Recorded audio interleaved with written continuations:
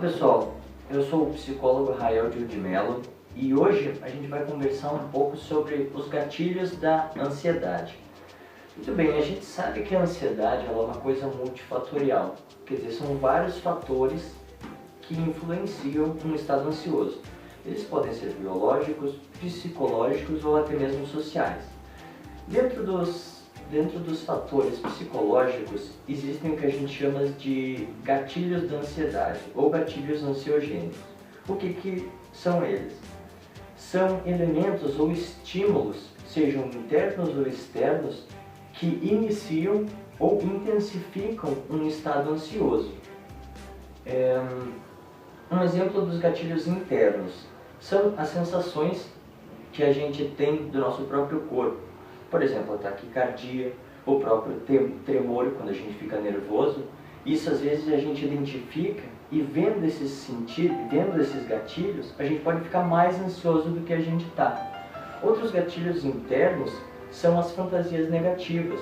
Por exemplo, a gente ter aquele sentimento de incapacidade, de achar que tudo que vai dar é errado, de se achar incompetente, enfim, ter todas aquelas fantasias que deixam a gente para baixo e nos desmotivam para fazer o que a gente tem para fazer. Já os gatilhos externos, os gatilhos emocionais externos, eles estão presentes no ambiente e são do tipo uma buzina de um carro quando a gente está atravessando uma rua, o objeto de uma fobia específica, por exemplo, a pessoa que tem aracnofobia, quando ela vê uma aranha, ou mesmo quando ela vê uma aranha e não vê mais. Numa situação de um trabalho onde a pessoa está desenvolvendo, ela está sempre ansiosa, está ficando sempre nervosa, quando ela vai para um trabalho que para ela é desagradável, pode existir algum gatilho de ansiedade lá. Então, muito bem, por que a gente está falando sobre isso? Porque se a gente consegue identificar os gatilhos que disparam a nossa ansiedade, a gente consegue trabalhar com eles, ter consciência deles e achar estratégias para que eles não tragam muitos prejuízos para a gente. Há alguns gatilhos que são naturais e saudáveis, por exemplo, a buzina de um carro. Então a gente pode estar um pouco distraído, atravessando a rua, quando a gente ouve uma buzina de um carro, a gente fica num estado ansioso, alerta, olha o carro que está vindo e rapidamente recua para a calçada. Então quer dizer, esse é um gatilho ansiogênico que garante a nossa sobrevivência. Mas existem alguns outros gatilhos que não ajudam muito a nossa e diminuem a nossa qualidade de vida. Por exemplo, na própria fobia específica. Obviamente que uma aranha, uma cobra, enfim, algum animal peçonhento, ele tem que ser um gatilho para garantir a nossa sobrevivência. Mas às vezes o excesso disso pode nos trazer prejuízo, pode às vezes até fazer com que a gente passe vergonha perto de alguns círculos sociais, enfim, trazer bastante incômodo para a gente. Na situação do trabalho também. Então muitas vezes relatam que estão ansiosas, que ficam nervosas no trabalho, se sentem completamente desgastadas, mas não conseguem identificar exatamente o que desencadeia todas essas sensações negativas nela. Então esse trabalho de a gente identificar os gatilhos que nos deixam ansiosos faz com que a gente, como eu disse inicialmente, desenvolva estratégias para reduzir seus prejuízos. Então tá, muito bem, Raul.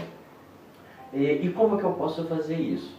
Geralmente os passos que eu vou dar agora são feitos junto com um processo clínico, junto com um psicólogo, mas são passos que vocês podem fazer sozinhos também em casa.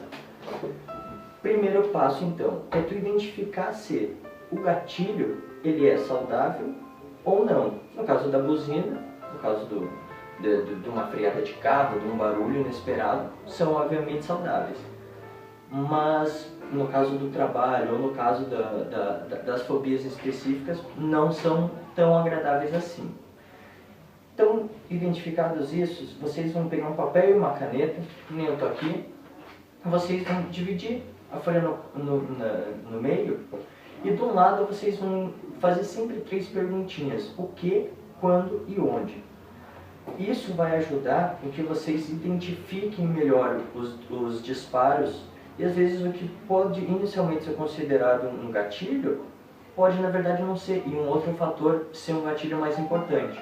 No caso então da fobia de aranha. Então se pergunte, o que mais te deixa ansioso? O que mais te deixa nervoso, com medo? Quando a aranha está perto ou quando está longe? Quando tu consegue ver a aranha? Ou se tu simplesmente imaginar que tem alguma aranha perto de onde tu está?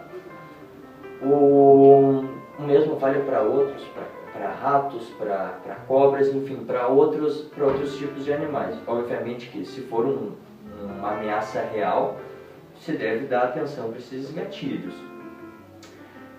Escrito isso, o que, quando e onde, você deve escrever na outra coluna o que você pode fazer para contornar isso, se isso é evitável ou não e o que você pode fazer. No caso então dos nossos objetos fóbicos, se manda detetizar uma casa, ou se não é um perigo real, que tu converse com uma pessoa, expõe esse medo, como que tu pode lidar com isso. Num outro exemplo do trabalho, então a pessoa está sempre nervosa com o trabalho, sempre angustiada, muito ansiosa nessas situações de trabalho. Faça essas perguntinhas, o que, quando e onde. Quando que você fica mais ansioso? Quando tu tá indo para o trabalho, ou quando tu tá voltando para o trabalho, quando tu começou o trabalho, quando tu tá em alguma etapa. Veja que nos trabalhos geralmente se tem uma rotina.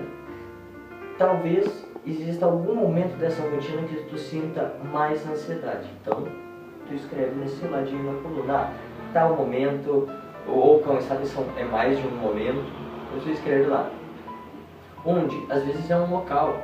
Às vezes está tudo bem, mas quando você tem que ir para a sala do chefe, quando você tem que ir para algum lugar específico, a ansiedade pode aflorar mais. Você escreve lá também. Ou mesmo o que? Às vezes é uma pessoa, ou às vezes é alguma coisa, alguma mobília, por mais simples que pareça, pode remeter a uma lembrança sua que resgata esse sentimento de ansiedade. Ou mesmo uma pessoa, às vezes é uma pessoa que simplesmente não te desce, um chefe desagradável, um colega de trabalho desagradável. Muito bem, listadas essas coisas, na outra coluna vocês vão escrever se essas coisas são evitáveis ou não. Então, no caso do meu chefe, assim, sinto ansiedade perto dele, eu posso mudar? Eu posso mudar de emprego, procurar outra saída? Talvez sim, então eu vou escolher isso. Mas se não é o caso, então escreva como que você pode lidar com essa situação. Se talvez tu relevar muitas coisas que ele faz, ou mesmo se tu propor uma conversa com ele, enfim, tu vai listando possíveis soluções. Ao final, então, vocês vão ter um verdadeiro relatório das coisas que podem ser os disparos da sua ansiedade e algumas estratégias para você lidar. Então, quer dizer, inicialmente você só tinha situações que geravam ansiedade. Agora não, agora tu já tem um descritivo, tu tem mais elementos, o que obviamente promove umas soluções mais conscientes. E assim tu pode ir tratando e lidando com várias situações da tua vida, visando uma melhora de qualidade dela. Tá ok? Então um abraço para vocês e até o próximo vídeo, pessoal. Tchau, tchau.